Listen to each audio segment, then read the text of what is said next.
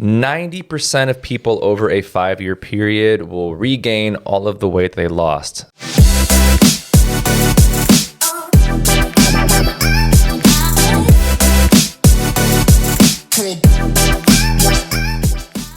Welcome to episode 56 of In the Grand Scheme of Fitness with Justin Scollard and Ethan Wolf. I am your host, Justin Scollard. And I'm your co-host, Ethan Wolf. And today, guys, we're talking about a scary statistic that is actually, in my experience, quite true, and that is that 90% of people over a 5-year period will regain all of the weight they lost. It's crazy. So basically what that means is that 9 out of 10 folks who've experienced any sort of results in the moment, meaning like maybe you lost 20 pounds, 50 pounds, 100 pounds, on average when tracked within 5 years, 9 out of 10 of you will gain it back. And that's a pretty startling statistic. And I think we just want to talk about why and maybe talk about some of our own personal anecdotes with working with clients and what we see as just a sustainable way to make sure that you're not a statistic. Yeah, part of that statistic that most people do not believe when they hear it. They don't believe it because, you know, it's so like intense. There's statistics, but it's them, not us. Oh, of course. I would keep it off. Mm-hmm. Yeah. And it's like, you know, when you say, hey, 75% of the population is obese. Mm-hmm. 9 out of 10 people will regain all of their weight. You know, the average American, X, Y, and Z, it never feels like it's you they're talking about. It feels like it's them. Yeah. But that's such a huge percentage of the population that it's like it probably is you. Yeah. Or has been you multiple times. Yeah, it's already actually been you, but yeah. Denial. So first of all, like I think really what we're talking about is sustainability. Yep. And I think there's a lot going on with this. You know, it's like there are real things, like real biological and hormonal things that happen as we become a smaller person, as our bodies lose weight. You know, our hormones do change and our hunger hormones increase. Yes. Ghrelin, leptin. What was the statistic for every kilo of body weight we lose? Our hunger hormones increase by like 100 calories. So if you lose 10 kilos, which is give or take 22 pounds, that means that you're going to be craving 1,000 more calories a day via your hunger hormone increase. Insane, which is especially why if you've gotten to being obese and actually lose weight, it's so much harder to sustain that weight loss because you just your clock is so wired of like we need to get back to where we were. Yeah, that new set point of being obese is what your hormone levels and your appetite levels are dialed in at now. Yep. And it goes against human nature to purposefully restrain from food. I mean, like they even like, and I don't mean to demonize the food industry because it is what it is. It's just supplying the demand that's out there. But for sure, like obesogenic food, Carl's Jr., Doritos, ice cream, I mean, it's designed to be fucking delicious. And it's also unsatiating. I mean, I was actually just reading about a whole thing about when industry started to purposely remove fiber from food. So if you look at cereal and you look at corn puffs, corn actually has a fair amount of fiber, but you look in the cereal and there's zero fiber because now it's not satiating. Yeah. It doesn't keep you full longer. Yeah. It's more likely to eat more of it. Not going to want seconds or thirds if you're more full. Money, yeah. And so it's like, you know, unfortunately, profits do drive things. And, of course, you know, there's all these little things that they know. Yeah, and they always have, they always will. And so we can't control that. What we can control is how much awareness we have over it and our choices. And I think there's so much power in the knowledge of understanding that you are going to be hungrier as you lose weight. Like, if you're going to lose weight, you have to be in a calorie deficit. If you're going to be in a calorie deficit, you're going to be hungry. I'm sorry. There's no other way around it. But that's where we have to like come in as conscious human beings and realize hunger doesn't mean starving. So whatever your system is telling you because you're losing weight and you're getting flooded with leptin and ghrelin and all these hunger hormones and it feels very urgent, you just got to know and trust that I've had my 2,000 calories for the day. Yeah. I am not starving. Yeah, I'm not going to die. I'm just a little hungry and it can feel intense at times. And I think that the more we can out-logic our emotions, because we have the tools and the vocabulary to explain what's actually happening, well, it stands to reason that we might be better armed to battle these episodes as they arise, right? Absolutely. But if we don't, and we decide to stay ignorant, and we just are emotionally driven, then, it's going to be really difficult. It's going to be a hard ride, and you might become a statistic, unfortunately. Yeah. But that being said, I'm not trying to be unsympathetic, because the fact is that there is a lot of biological systems that are triggered when we start to lose weight. Yeah, it's not like you're weak. No, you're not just weak. Like, you're truly battling some real shit. Your physiology, our bodies are doing their thing, and we just have to learn how to maneuver around them properly. Yeah, because we're not that removed from when humans were just another starving animal out in the bush. 100%, yeah. Oh, I haven't eaten in days. I'll eat anything. Like, we were only like, what, 1,000 years, 5,000 years away from that shit. Like, human existence, it's like less than 1% of our timeline. Yeah. So we have to be understanding of what's going on and strategic. So, but then again, there is real strategy. There is real strategy and tactics to set yourself up for the smoothest weight loss and just better your odds. Listen, nothing's guaranteed out there, but all we can do is kind of hedge our bets that we don't become a statistic through better choices, food choices, approach choices. Mm-hmm. How are you going to approach your diet? Yeah. Are you going to just continue every quarter, do another 4-week cleanse and think that that's going to somehow solve all your behavioral issues? Right. Yeah, like I'm just gonna do another extreme behavior and not try and change any other behaviors. I'm gonna fight one extreme behavior with another extreme behavior, or just throwing this out there, or are we going to embrace the fact that we actually don't defy physics? We're all snowflakes. Turns out very, very few of us defy physics. In fact, I think no one. And realize that there is a rate at which your body metabolizes calories, despite what your anti-vax or chiropractor tells you. and if we can just understand that number, slip 10% below the radar there, not enough to disrupt your life, include within that amount of food, which is 10 to 15% below your metabolic rate. Within that, now we get to include our favorite foods and snacks. We just are good students and only go up to that ceiling. Yep.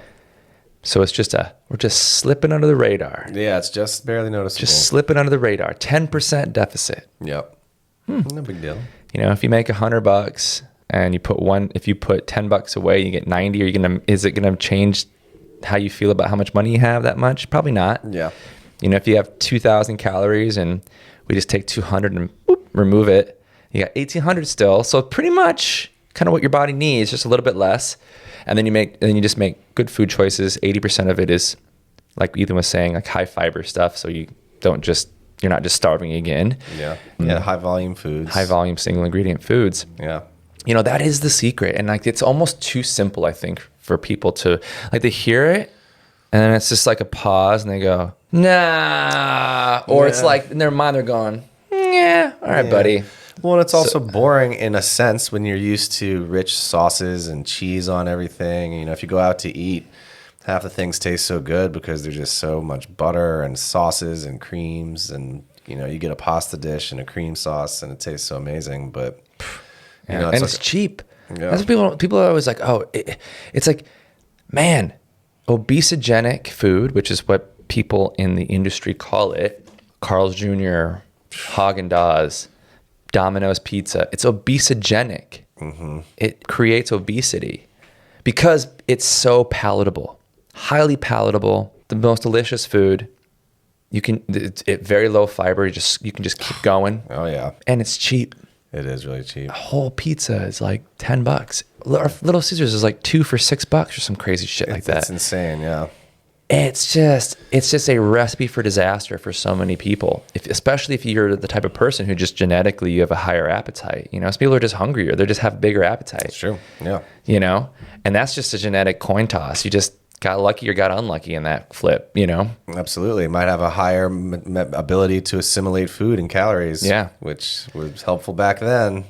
Not helpful that now. might have meant survival. Exactly, might have meant survival. At now one point, it just means you pack it on a little easier than somebody else. Yeah. And so these are all real world things that people have to contend with. And so when you think about all these things you have to battle with, well, then it's really not that startling of a statistic. It kind of makes more sense that 9 out of 10 folks who give it a real try might experience some success in the beginning, but once the shine wears off the apple and it becomes routine and monotonous, and they go back to quote unquote normal, slowly reassimilate back to normal. Yeah.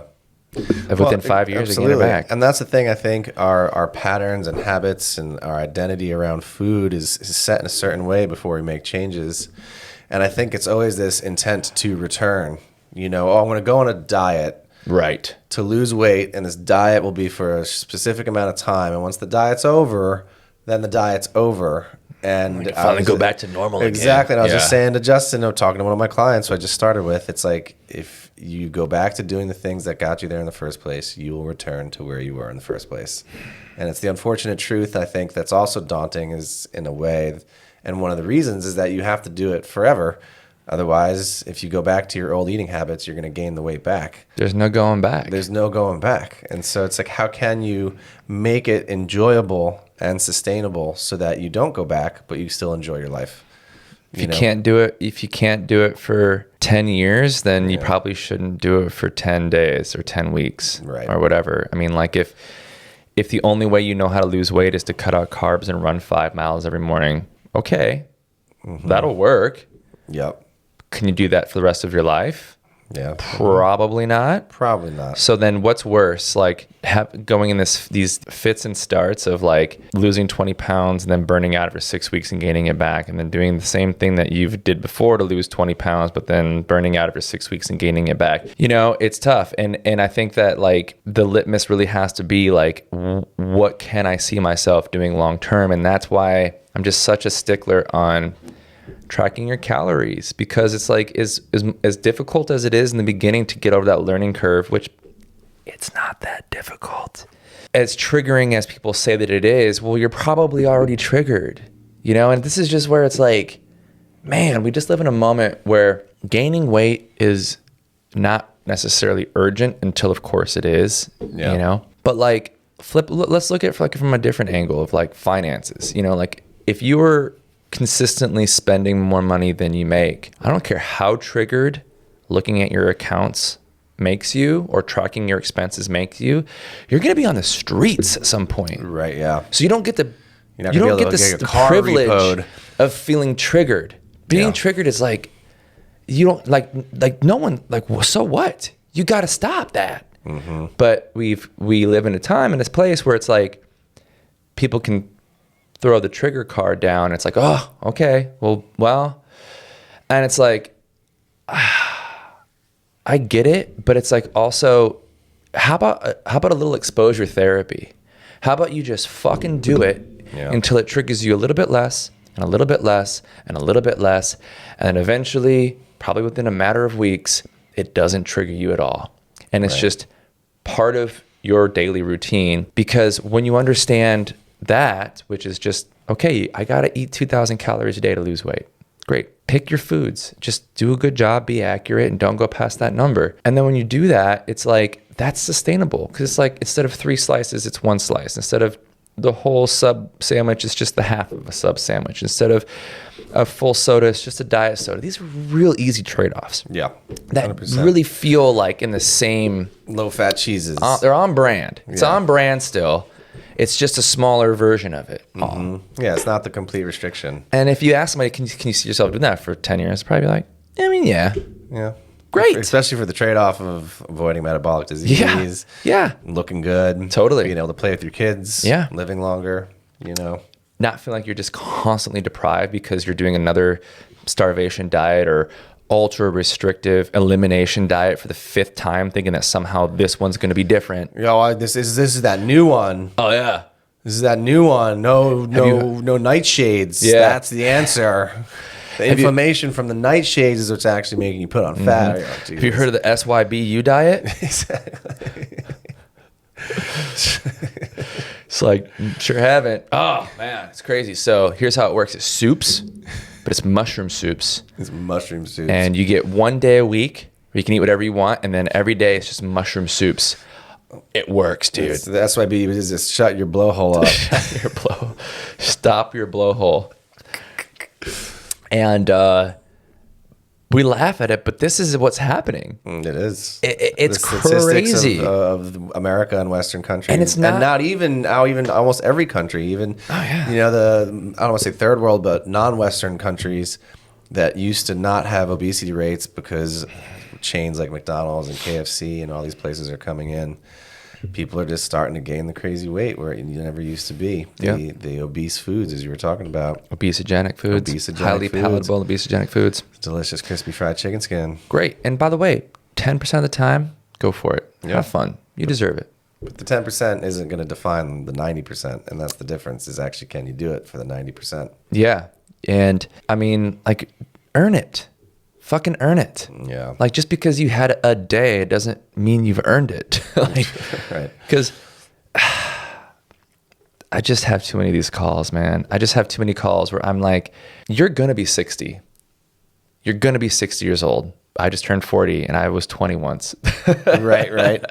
And everyone's like, you'll be 40 one day. And I'm like, yeah, no, I won't. Nuh-uh. Not yet. And, you know, it's just like the quality of life is just more and more precious the older we go, the older we get, the longer we go on this road.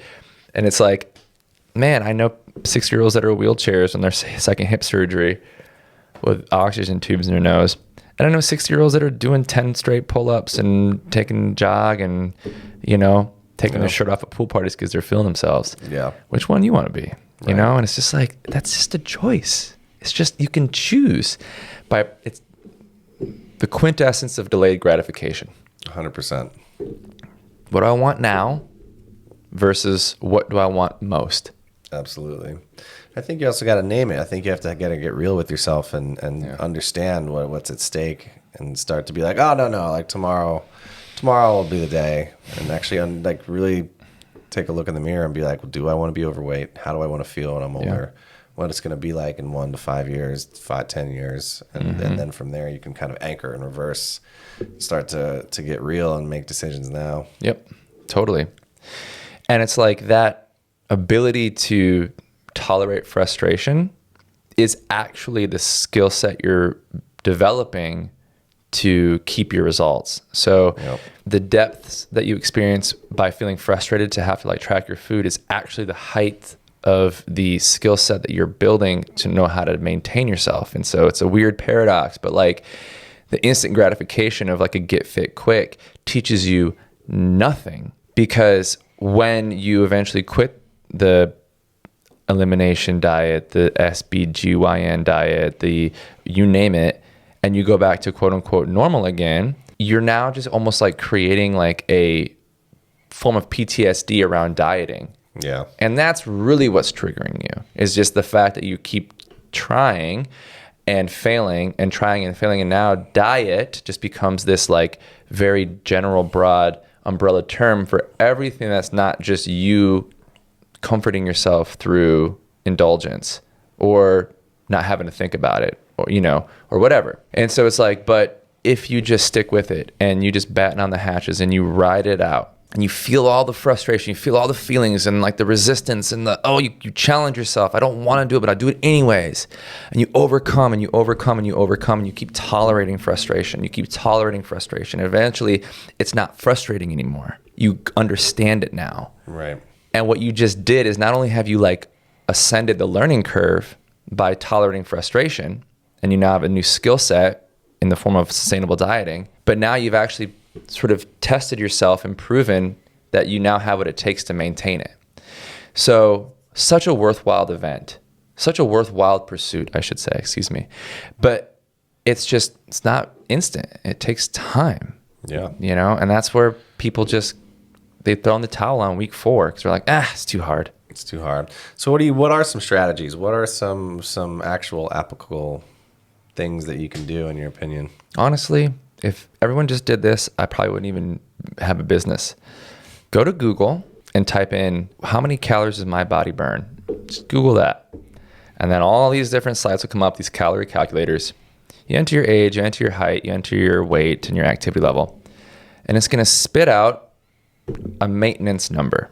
This is how many calories your body burns. Let's just say it's 3,000, because that's me. 3,000 calories a day is maintenance. So then it'll also tell you, hey, if you want to lose 1 pound a week, eat 2,500 calories a day.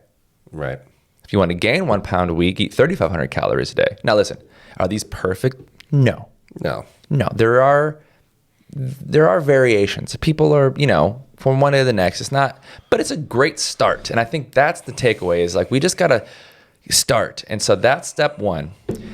And then, like we've said 1,000 times in the show, eat 1 gram of protein per pound or per pound of goal weight. And you roll that into your total daily calorie intake. Mm-hmm. And honestly, move a little bit, lift weights a couple times a week, go for a walk every day. Yeah. Come see me in a year. Yeah.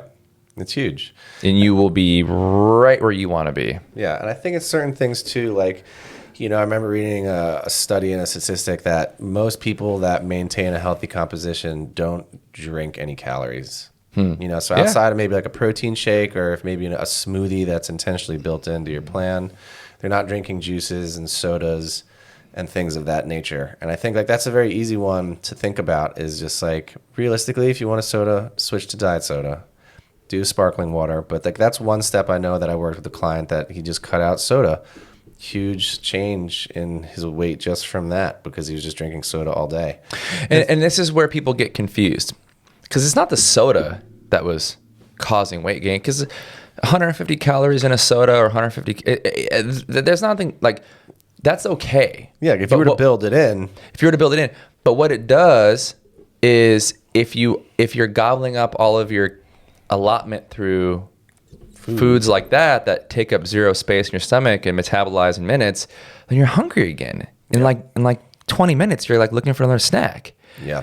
And so it's not necessarily like the soda that's like it's not the soda, the devil. Or if you eat all of your calories through food, but then you're having 2 sodas a day on top. Right. Now that's 300, 400 calories additional that's being stored that slowly accrues as fat on your body. You just got to chew that food, single ingredient, whole foods. And what do I mean by that? Like vegetables and lean proteins and rice and quinoa and complex like whole wheat breads, just things that like when you look at the ingredients is one thing. Yeah. If 80% of your diet is single ingredient whole foods and then 20% is, so maybe like 1,600 calories a day is single ingredient whole foods, lean proteins, yogurts, vegetables, fruits, granola, oatmeal, eggs.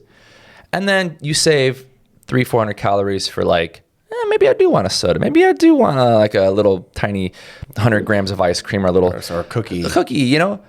Man, you'll be fine. You'll be fine. But the key is accuracy. Don't just like think that you're on track because for most people, like we've talked about in other episodes, if you're a 45-year-old woman who's 160 pounds and wants to lose like 30, 40 pounds and you're not exercising, like you're not burning that many calories, And so to put you in a deficit might be 1,300, might be 1,200 to 1,400 calories to put you in a proper deficit. So you can't eyeball shit because your margin of error is razor thin. Very small. And so you really got to be accurate in those situations. And so when we say 80% it can be single ingredient whole foods, and then you can save 20% for your indulgences, like that assumes you're accurately staying under your metabolic rate. Absolutely. Yeah, and I think another one we talked about somewhat recently is like healthy food substitutions, Yeah. Like just little shifts here and there, like a diet soda instead of a regular soda, low-fat cheeses, 0% low-fat condiments. Yeah, low-fat condiments. Or just reduced calorie condiments. Absolutely, reduced calorie condiments, leaner proteins. Just things like that will all of a sudden shave a few hundred calories off of your day. Mm-hmm. You're not necessarily restricting the foods. You're not saying, I can't have this, And again, it's like even if it's a little bit less tasty, is it still tasty enough to satisfy?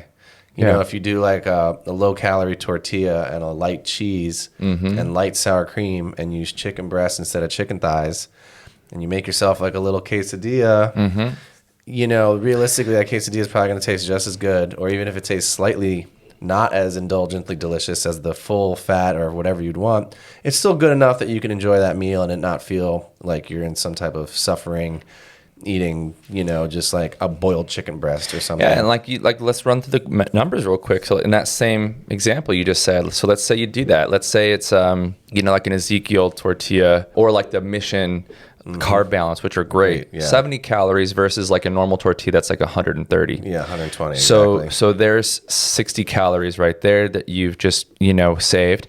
Let's say you go with low-fat sour cream versus whole-fat sour cream. So there's another 50 calories. So now we're at 110 calories less than it would have been. And let's say you go with chicken breast versus thigh.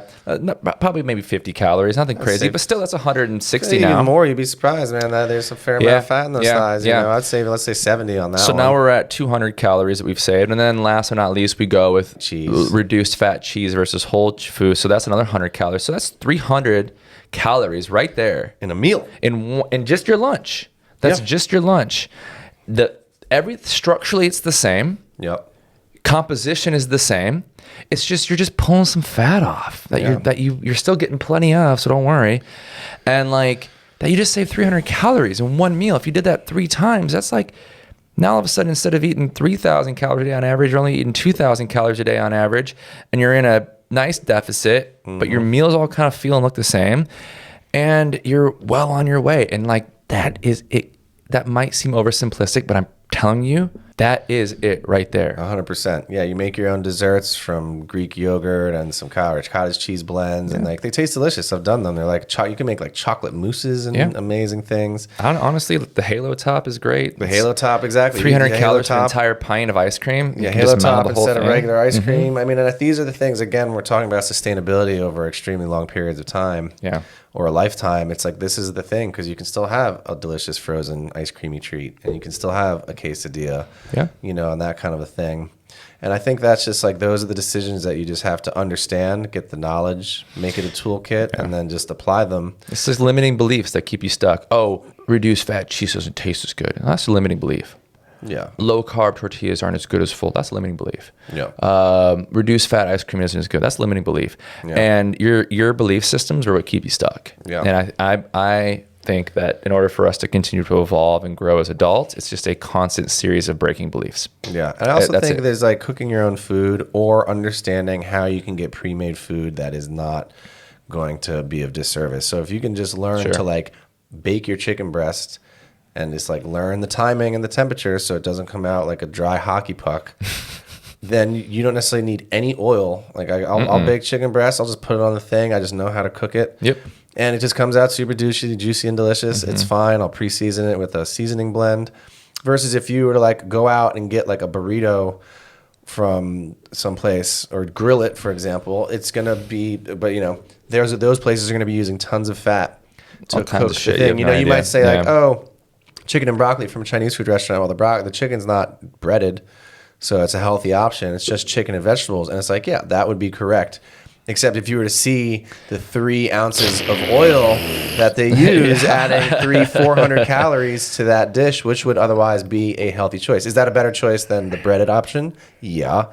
But it's the fundamental truth is I think that when food sources are coming from restaurants, they are often just filled with so much oil. You don't even Another know. example, it's like plus like 3 times the salt that you would use at home. Yeah, exactly. Yeah. Trader Joe's has those sous vide chicken thighs and sous vide turkey tenderloins. Right so do I. And like those, have no fat added. They're super delicious, super juicy, super tasty. Warm it up. Just warm it up, eat it, convenient. Yep. So there are ways. You just have to put a little thought into it. Like we said, acquire the tool belt, so that you can then just make those lower barrier decisions that you have to kind of think ahead about.